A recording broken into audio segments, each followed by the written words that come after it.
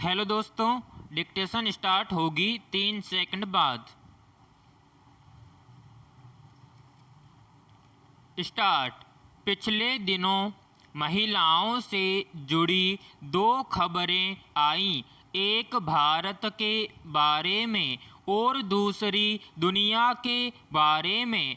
जजों की नियुक्ति से संबंधित एक मामले की सुनवाई के दौरान मुख्य न्यायाधीश न्यायमूर्ति का कहना था कि अब वक्त आ गया है जब देश में प्रधान न्यायाधीश के पद पर कोई महिला हो, लेकिन साथ में उन्होंने यह भी कहा कि कई महिला वकीलों ने पारिवारिक जिम्मेदारियों, विशेषकर बच्चों की शिक्षा का हवाला देते हुए ऐसी पेशकश को अस्वीकार कर दिया। अगर पारिवारिक जिम्मेदारियों की वजह से महिलाएं ऐसे मुकाम हासिल करने से वंचित रह जाती हैं, तो यह हमारे समाज के समक्ष बड़ा सवाल है। तब कैसे महिला सशक्तिकरण का सपना साकार होगा? भारतीय समाज में पारिवारिक जिम्मेदारियों का निर्वहन मुख्य रूप से महिलाएं ही करती हैं। परिवार को चलाने का दायित्व एक तरह से उन्हीं का माना जाता है।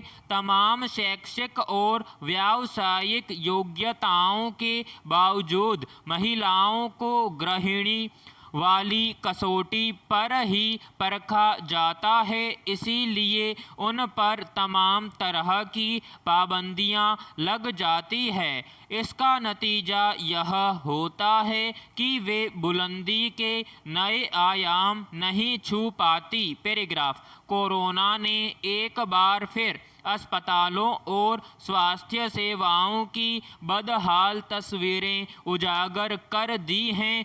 ऑक्सीजन और बिस्तरों के अभाव में कई जिंदगियों ने समय से पहले ही दम तोड़ दिया। देश में बड़ी संख्या में अस्पताल आज भी बुनियादी सुविधाओं से जूझ रहे हैं। कोरोना काल के 1 साल में हमें अपनी स्वास्थ्य सेवाओं की हकीकत पता चल गई। इसका मूल कारण भारत जैसे विकासशील देश में स्वास्थ्य सेवाओं का ढांचा बेहद कमजोर होना है। सरकारी अस्पतालों में डॉक्टरों की तादाद बेहद कम है, तो दूसरी ओर निजी अस्पतालों का महंगा इलाज गरीब और निम्न मध्य वर्ग के बूते के बाहर है। संक्रमण की दूसरी लहर के कारण देश में एक बार फिर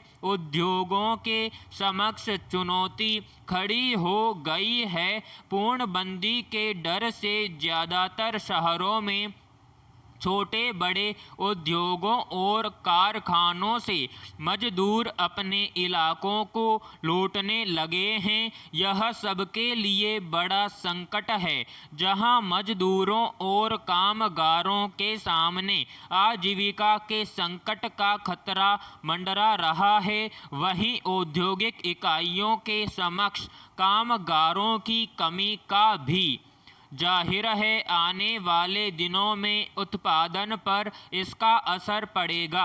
लेकिन ऐसे में ही डिजिटल कंपनियां एक बार फिर देश और दुनिया के कारोबार को तकनीकी तौर पर सक्षम बनाने में प्रभावी भूमिका निभाते हुए रोजगार के नए मौके तैयार कर रही हैं। पैराग्राफ। डिजिटल दौर में भारत के पेशेवरों की भूमिका और महत्वपूर्ण होगी।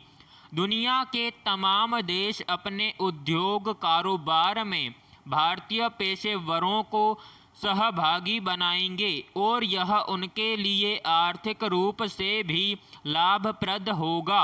यह बात भी महत्वपूर्ण है कि अमेरिका के राष्ट्रपति जो बाइडेन के सत्ता में आने के बाद भारत के आईटी क्षेत्र के तेजी से बढ़ने की संभावनाएं बनी हैं। कुशल कर्मचारियों को वीज़ा नियमों में राहत मिली है। बाइडेन अमेरिका की अर्थव्यवस्था को आगे ले जाने के लिए भारत की आईटी सेवाओं का अधिक उपयोग करने के पक्ष में है।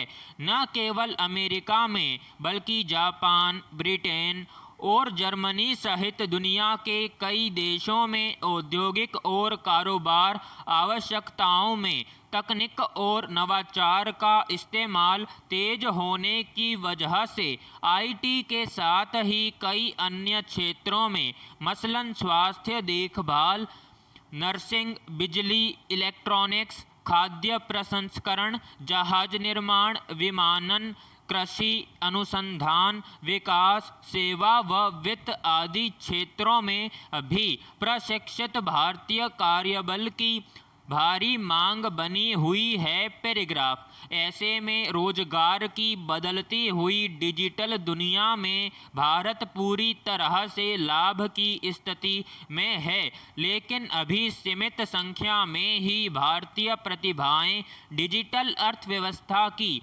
रोजगार संबंधी ज़रूरतों को पूरा कर पा रही हैं। अब दुनिया की सबसे अधिक युवा आबादी वाले भारत को बड़ी संख्या में युवाओं को डिजिटल दौर की और नई तकनीक युक्त योग्यताओं के साथ अच्छी अंग्रेजी, कंप्यूटर दक्षता और संवाद कौशल की योग्यताओं से सुसज्जित करना होगा। तभी डिजिटल अर्थव्यवस्था में रोजगार के मौके बढ़ाए जा सकेंगे। देश के डिजिटल क्षेत्र को यह रणनीति बनानी होगी कि किस तरह के काम दूर स्थानों से किए जा सकते हैं और कौन से काम कार्यालय में आकर किए जा सकते हैं। अब देश के डिजिटल रोजगार अवसरों को महानगरों की सीमाओं के बाहर छोटे शहरों और कस्बों तक ले जाने पर विचार किया जाना चाहिए। यह भी जरूरी है कि डिजिटल रोजगारों के लिए आवश्यक बुनियादी ज़रूरतों पर भी गौर किया जाए। देश की ग्रामीण आबादी का बड़ा भाग अभी भी डिजिटल रूप से अशिक्षित है। अतएव डिजिटल भाषा से ग्रामीणों को शिक्षित प्रशिक्षित करना होगा। ग्रामीण क्षेत्रों में डिजिटलीकरण की जागरूकता का नया अभियान चलाया जाना होगा। पैराग्राफ। फिलहाल तो महामारी ने जोरदार तरीके से हमारी ज़िंदगी में वापस घुसकर सेहत की हालत खस्ता कर दी है। दूसरी ओर मोबाइल फ़ोन ने आजकल मारने का काम ज़्यादा बढ़ा दिया है। मित्र, परिचित, रिश्तेदार अब पहले की तरह फ़ोन नहीं करते।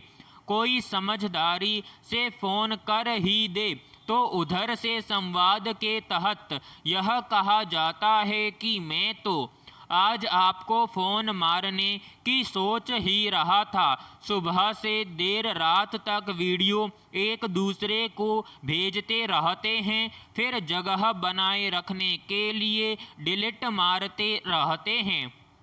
यह जरूरी काम सभी को करना पड़ता है। दरअसल बातचीत के लिए प्रचलन वाले शब्दों का इस्तेमाल हमें आसान लगता है और हम उसे प्रयोग करते हुए इस पर गौर नहीं करते कि हमारे जरिए यह प्रयोग भाषा को व्यवस्था का हिस्सा बनाने में भूमिका निभाता है। किसी काम को करने के क्रम में उसके लिए ज़्यादा स्पष्ट क्रिया का प्रयोग करने के बजाय मारना शब्द का इस्तेमाल करने के पीछे आक्रामकता और जल्दबाजी का मनोविज्ञान काम कर रहा होता है। यह हमसे आगे बढ़ते हुए हमारी अगली पीढ़ियों में स्थानांतरित होता है। कई ऐसे शब्द हम इस रूप में ढोते चलते हैं जो सामाजिक व्यवस्था में किसी समूह को कमतर लक्षित करने के लिए भी इस्तेमाल में लाए जाते हैं। प्रथम दृष्टया यह सिर्फ बातचीत का सामान्य हिस्सा चलन के शब्द लगते हैं, लेकिन खुद कुछ अवांछित शब्दों के प्रयोग के जरिए हम सामाजिक व्यवस्था की किन परतों को कायम रखने में मदद कर रहे होते हैं, हमें इसका अंदाजा नहीं हो पाता है। विराम समाप्त।